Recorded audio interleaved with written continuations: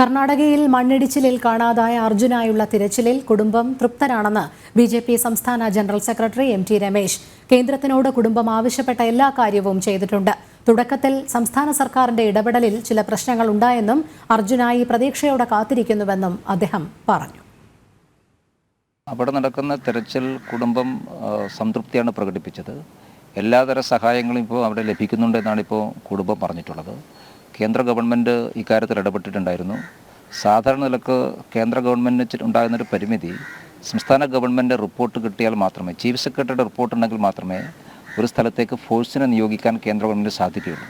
സംസ്ഥാന സർക്കാരും പിന്നീട് മിലിറ്ററിയുടെ സേവനം ആവശ്യപ്പെട്ടു.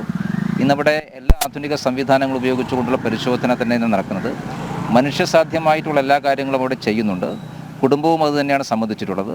എല്ലാവരും പ്രതീക്ഷയോടുകൂടി കാത്തിരിക്കുകയാണ്. നല്ല ഒരു ഫലം ഉണ്ടാകും, നല്ല ഒരു വാർത്ത ലഭിക്കുമെന്നുള്ള പ്രതീക്ഷയാണ് എല്ലാവർക്കും ഉള്ളത്. നമുക്ക് കാത്തിരിക്കാം.